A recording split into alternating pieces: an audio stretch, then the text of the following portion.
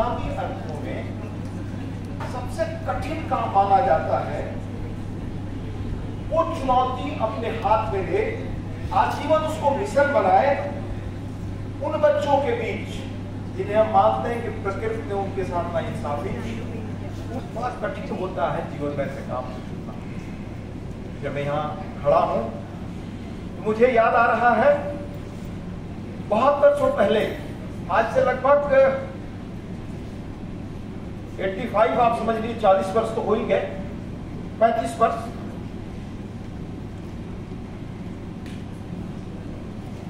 आज कम लोग उनको याद करते हैं, जानते हैं। इस देश में डॉक्टर बाबा आमटे हुए,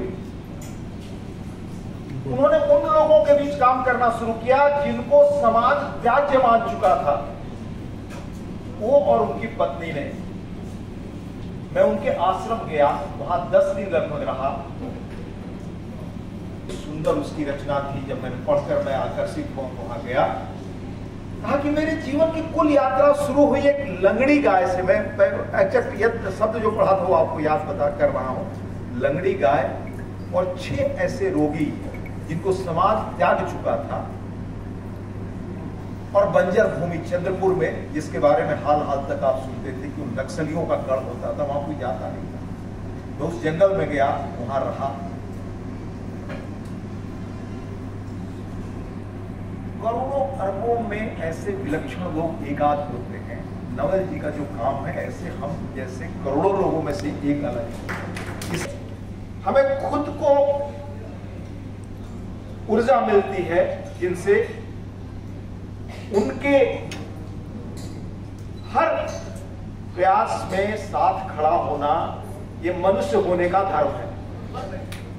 मैं पुस्तक पढ़ रहा था, शायद पेज 12 पर 7 अनुभव उन्होंने लिखे हैं, जिन अनुभवों से प्रेरित होकर उन्होंने अपनी यात्रा शुरू की। मैं विस्तार से उसमें नहीं जाना चाहता, लेकिन वो 7 अनुभव जहां तक मुझे याद, मैं पढ़ा था। पहला, जब खुद बच्चा पैदा हुआ तो क्या अनुभूति, पहली सूचना जब मिलती है तो किस तरह से मानसिक उद्वेलन और किस मानसिक यात्रा से आप अंतर्द्वंद होने की जो स्थितियां हैं उससे गुजरते हैं। बड़ा सुंदर वर्णन है। और इस काम में, यह काम क्यों औरों से अलग है? जो यहाँ संस्था पालम वो चलाते हैं, उसमें परमहंस गुरु जी, योगानंद जी के अनेक अद्भुत कामों से, यानी ध्यान कराना, बाकी चीजें कराना, उनसे जुड़ा है। उसमें उन्होंने अपनी पुस्तक में, मैं सब स्मृति के आधार पर कह रहा हूं जो मैंने पढ़ा है, हार्वर्ड मेडिसिन स्कूल के किसी एक डॉक्टर का उल्लेख किया है जिन्होंने कहा है कि ध्यान करने से किस तरह से आपकी चित्त वृत्ति और मानस पर असर होता है। उसका प्रयोग यहाँ इस रूप में उन्होंने किया। और हर चैप्टर की शुरुआत से, हम आमतौर पर अध्याय कहते हैं, पुस्तक में शायद आपने प्रकरण नाम दिया हर चैप्टर का। अनुवाद में बहुत बढ़िया अनुवाद है। पहले मैं दोनों अनुवाद करने वाले लोगों को भी बहुत बधाई देना चाहूंगा। उसमें इतने सुंदर ढंग से ऐसे उदाहरण दिए गए हैं जो हमें पग पग पर प्रेरित करते हैं। जैसे पायसम किसे कहते हो, कौन सी जगह है? चैप्टर 15 में एक बौद्ध कहावत का उल्लेख है, युवा लोगों की संगति में रहें। वे जो कुछ भी करते हैं उसमें निस्सर्ग और रचनात्मक होते हैं। वे जहां भी होते हैं खुशियां फैलाते हैं, और उनकी संगति में कोई भी व्यक्ति कभी बूढ़ा नहीं होता। पायसम वो जगह है। प्रकरण 14 में बहुत सुंदर और मार्मिक वर्णन है, पूरी कहानी। मेरा दोस्त कहाँ है? हर उसमें जो घटना का उल्लेख है वो आपको पग पग पर स्पर्श करता है, आपके मन को छूता है, दिल को छूता है, मस्तिष्क को गहरे ढंग से प्रभावित करता है। प्रकरण 13, धान्या अविस्मरणीय।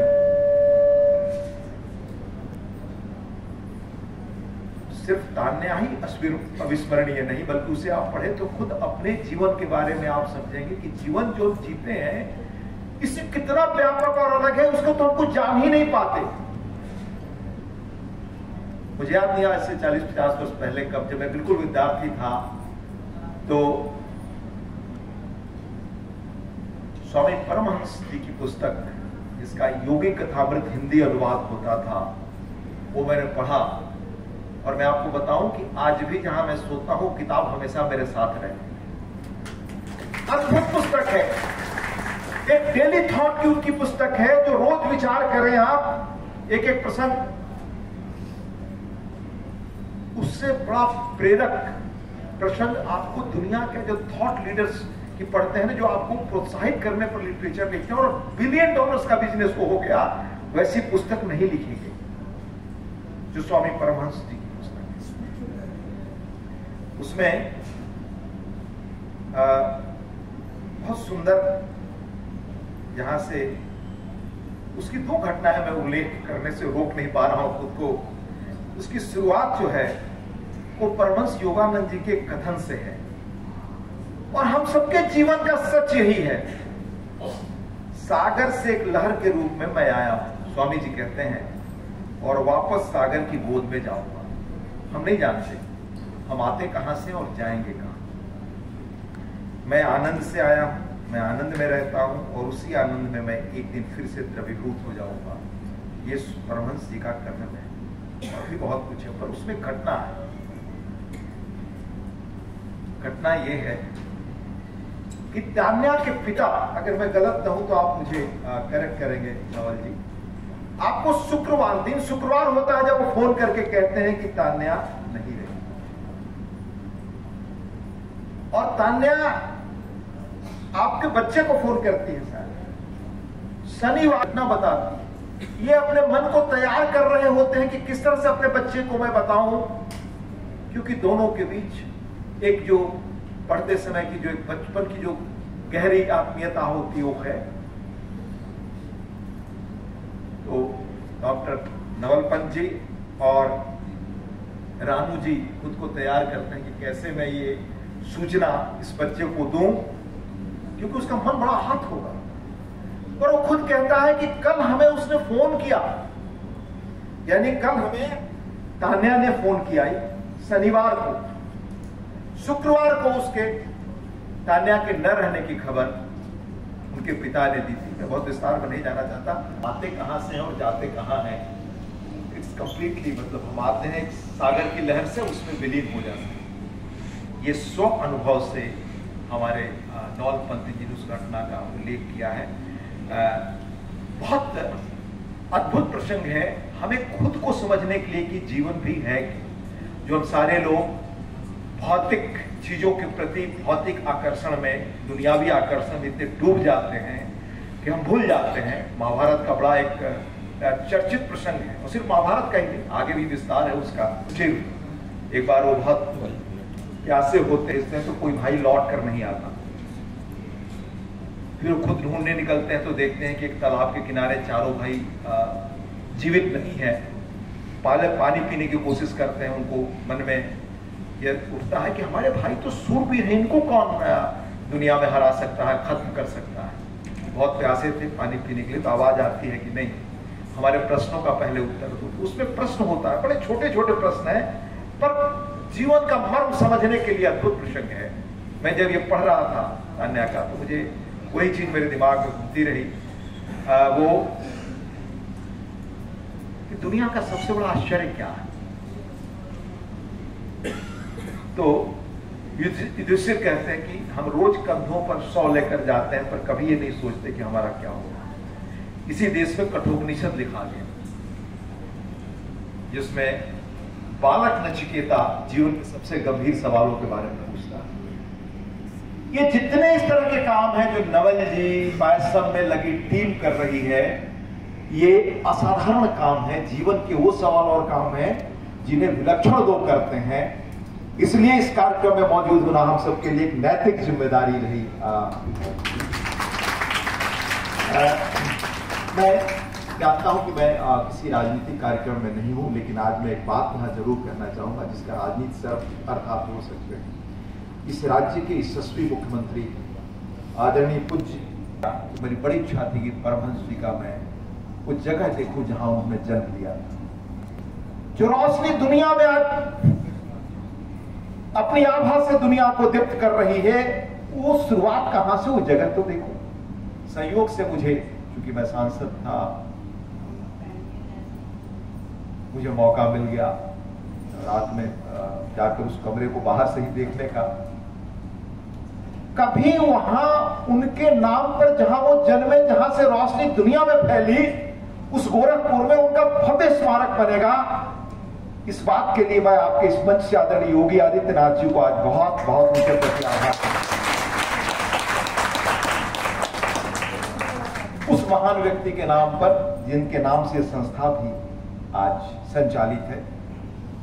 पायलम की 20 वर्षों की यात्रा शायद पूरी हुई। इस सार्थक और गौरवमयी यात्रा के लिए नवल पंत जी और पूरी टीम को, रानू जी को, अन्नू जी को और इस संस्था से जुड़े एक एक व्यक्ति और इसके सभी होनहार विद्यार्थी, जिन्होंने तमाम चुनौतियों के बीच एकाग्रता और समर्पण से अपना जीवन लगाकर साधना की तरह, तप की तरह यह काम किया है, उन्हें मैं धन्यवाद देना चाहता हूं। आपने सुना ही कि आज हम लोग जिस किताब के लोकार्पण व संवाद कार्यक्रम में एकत्र हैं, उसका नाम है अनियोजित यात्रा। साथ में इसका टैगलाइन बहुत बढ़िया, बौद्धिक और विकासात्मक विकलांगता के क्षेत्र में अग्रगण्यों द्वारा तदानुभूत की कहानियां। और जैसा आपने सुना, लोकार्पण में भी देखा कि यह किताब पहले अंग्रेजी में एन अनपैरेलल्ड जर्नी नाम से प्रकाशित थी। बहुत बढ़िया ढंग से अंजू मिश्रा जी ने और नवीन सिंह जी ने इसका अनुवाद किया। तदानुभूति का जो आशय इसमें देखा, पीड़ित संसार के लिए उपचार, औषधि, बहुत सुंदर और सटीक भाव इसमें है। हम लोग भारतीय परंपरा में जो पौराणिक कहानियां पढ़ते हैं, उसमें भक्तों में सबसे पहले प्रहलाद का नाम आता है। शायद इसलिए कि प्रहलाद ने सिर्फ निजी मुक्ति की मांग नहीं की या कामना नहीं की, सामूहिक कल्याण और मुक्ति की मांग की।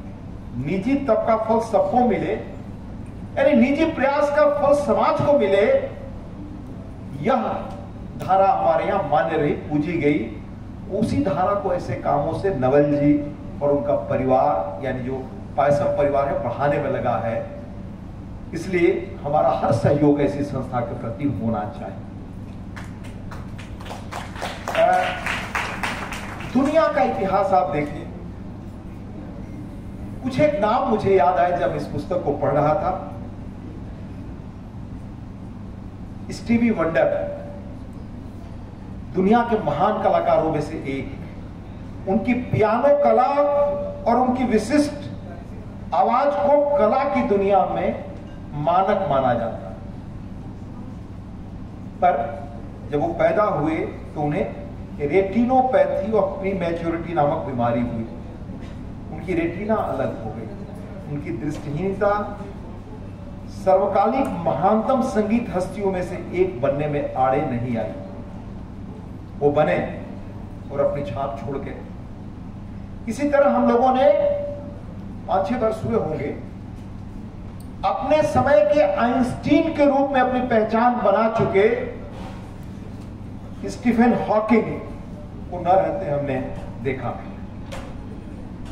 जिनके प्रतिष्ठा स्टीफन हॉकिंग की तरह थी। अगर उनकी तस्वीर आपको याद होगी तो एक बड़ी कुर्सी पर बैठे, बिल्कुल लाचार व्यक्ति के रूप में, जिनको डॉक्टरों ने कह दिया था कि बहुत कम समय में अल्पायु में जाने वाले हैं, कर रहे। और कॉस्मोलॉजी में दुनिया में विलक्षण लोग जो हुए तो एक उनमें से एक हुए।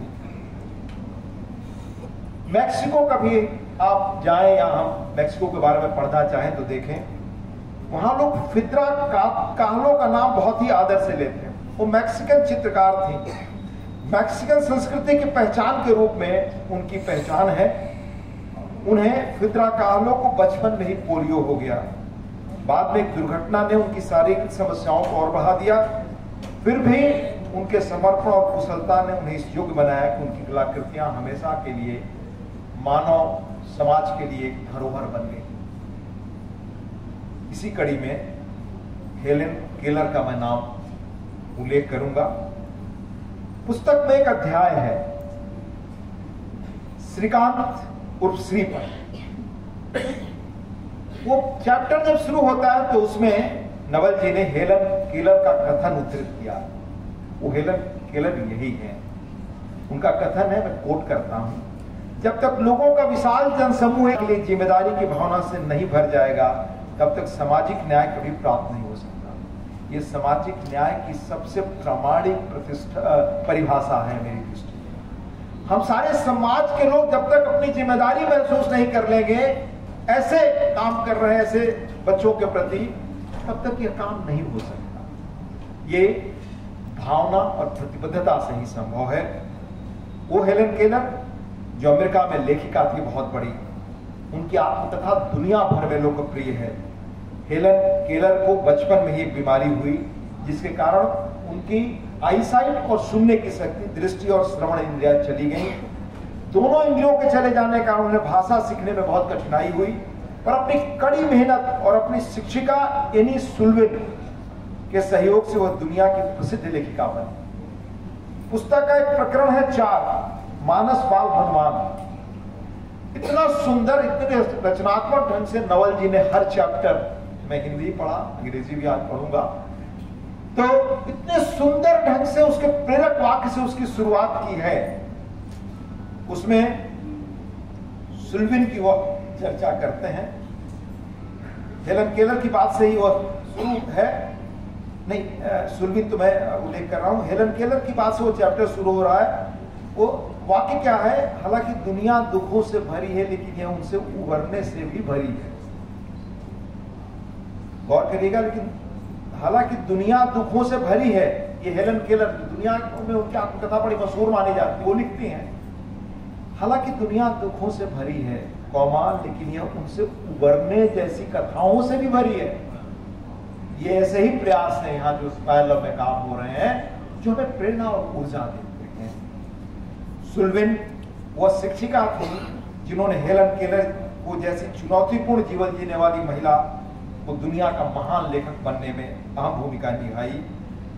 यहाँ के भी शिक्षक आश्रम के इसी रूप में काम कर रहे हैं, जो इन बच्चों को और गढ़कर समाज के लिए तैयार कर रहे हैं।